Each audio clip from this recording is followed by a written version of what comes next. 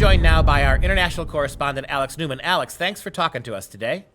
Thanks for having me, Duke. Always a pleasure. Well, yesterday we aired a show about a segment about a Vermont principal who didn't slur or slander Black Lives Matter, who admitted that she agreed almost unilaterally with Black Lives Matter, but she was fired from her job because she didn't show enough enthusiasm for Black Lives Matter. Tell this story in Bernie Sanders, Vermont. It's really, really crazy, Duke, and I think it highlights the broader problem. But so you have this principal who said, she actually agrees with it. She just said, I'm not a racist if I don't walk around carrying a Black Lives Matter sign or wearing Black Lives Matter paraphernalia. And she didn't agree with coercion. And, she expressed some very, very mild reservations about the tactics, not, the ideology, not the organization. And to be clear, Black Lives Matter is a radical Marxist, insane organization. We could just go to their website. They want to dismantle the nuclear family. The founders, two of them have publicly said that they are Marxists, right? There's that one video that's been circulating for a week where the founder, she says, oh, we're all highly trained Marxists and we're super well versed in ideological. This is just psychobabble that she probably picked up from some silly university professor. It's highly trained. But then you have the other one, Alicia Garza, who said it was founded in part to glorify and memorialize Assata Shakur, the cop-killing revolutionary Marxist who was jailed and convicted for murdering a New Jersey state trooper and then was busted out of prison by the Weather Underground terrorist organization, which was working with communist Cuban intelligence. They got her down to Cuba. This is a terrorist Marxist organization. And the principal didn't say, I disagree with them. They shouldn't be Marxist. Dismantling the family is a stupid idea. She just didn't express sufficient levels of enthusiastic support. And so the school board held an emergency meeting where they decided that she doesn't represent our community. We've got to get rid of her. And that, I think, really tells you everything you need to know about the government's indoctrination system masquerading as a public school system. Well, if she is not suing them, she's pathetic. Then she gets what she deserves. She really ought to take this to court. This is now not just being an ally. This means you have to be vocally committed to these causes. One of the things that really drives me crazy about the stories like this, Alex, look at how the left now is going back through everybody's history, going back 6, 8, 10, 20, 50 years to try to find any evidence of any politically incorrect statements that might have been correct then that are now politically incorrect so they can cancel these people. You got people going back 25, 30 years in some instances doing this. Meanwhile, when it comes to Black Lives Matter, where their organization, their aims and ambitions are all spelled out. They're all anti-American. Like you said, they're completely Marxist. This isn't about Black Lives Matter. This is about pushing the end of capitalism and free markets. You look at who their donors are, the shady characters like George Soros who are funding them.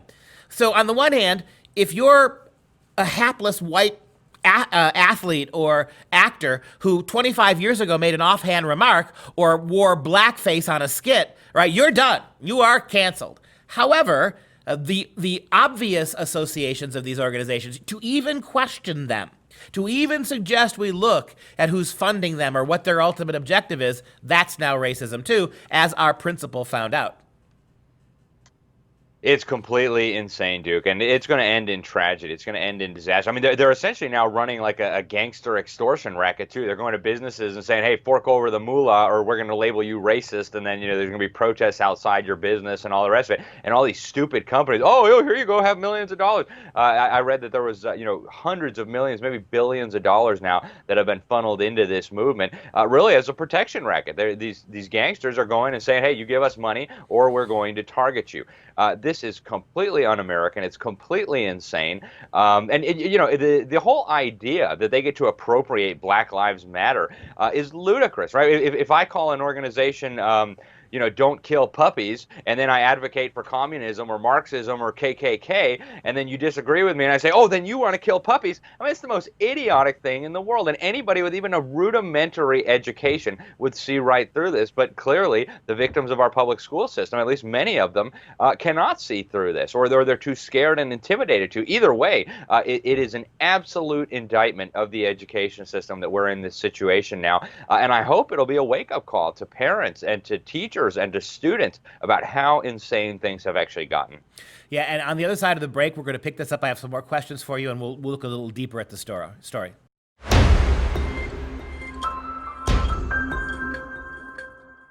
All right, back with Alex Newman on the second segment we're devoting to this Vermont teacher who was, the principal, who was actually fired for not being sufficiently woke and supportive of Black Lives Matter. First thing I want to comment on is the superintendent of the schools basically said, her values are not our values. I mean, that is an Orwellian statement. Her values are not our values, right? That the fact that she supports Black Lives Matter, she's a good progressive. I'll bet every last dime I have she's going to be voting again for Joe Biden. Completely down the line, bureaucratic, progressive liberal principal who made one codicil to her adoration for Black Lives Matter, and the Inquisition hit her. What does this mean that she does not represent our values? Yeah, and he even went further. He said this is explicitly racist, right? And I encourage people to go read her comments. There was nothing even remotely racist about these comments. But what the indoctrination system has done is it has now trained an entire generation of American youngsters, including up to my generation, the millennials. It's really not an education in any sense. It's behavioral training. It's the way you kind of train a circus animal, or how Pavlov did with his dogs. Right, you hear a certain noise and you start drooling, or you hear a certain noise, you go racism, like some kind of idiot zombie. That's where we are now, right? It doesn't actually take racism to get these accusations. It just takes any little violation of the progressive orthodoxy. And so when you have the superintendent of this school, or of this district, saying the principal made racist comments, you realize we now live in bizarro land. And I guarantee you, if you use the same litmus test that this superintendent used to label this poor principal a racist, he is equally a racist. And what's happened here is it's a very neat psychological trick. What's remarkable is how there could be enough gullible morons to believe something like this. But they've basically created this paradigm now where civilization, rule of law, individual liberties, patriotism, support for the Constitution, that these are all white supremacy. And if you defend any of those things, you're a defender of white supremacy.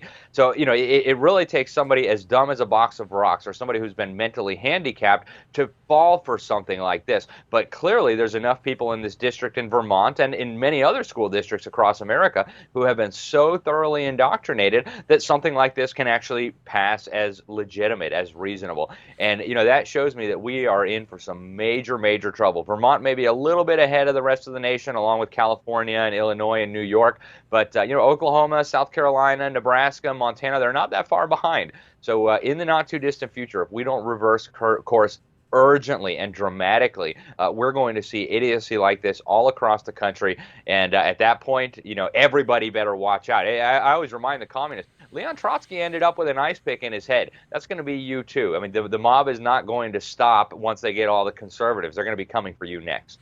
Yeah, and you mentioned that it's hard to believe there's this many morons out there who believe it. Come join me at the university sometime and see a sea of young, dumb, uneducated minds that have been hijacked by ideology. And number two, you also made that beautiful analogy of Pavlov, but I'll correct it. It's like Pavlovian if Pavlov was a Reichsfuhrer under chancellor, right? Pavlov was his experiments were politically neutral, right? Let's see if we can get a dog to salivate when a bell rings. These professors, these public school teachers, these superintendents, these educrats, these Black Lives Matter and Antifa thugs, they are literally demanding an educational system, 1619, the education paradigm, that will be replacing Howard Zinn in a school near you within a year or two. The entire premise is that we're going to teach them to believe that everything that is not viewed from not an African-American perspective. Most African-Americans don't think this way. From a radicalized Marxist version of co-opted African-American black power. Unless you see everything from that perspective, you are a bigot.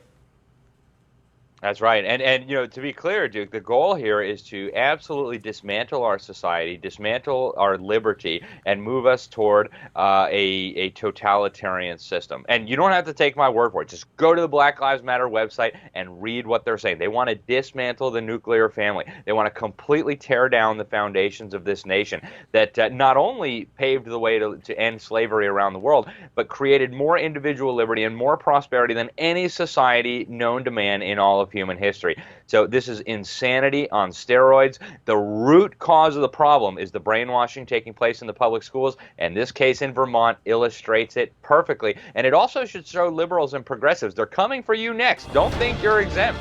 Don't stand on the sidelines. You are next. Hey everyone, and thanks for watching. If you want to get your kids out of these ridiculous public schools, consider Freedom Project Academy's Judeo-Christian online school for students in K through 12, enrolling March through July. Request your free information packet at freedomforschool.com. That's freedomforschool.com.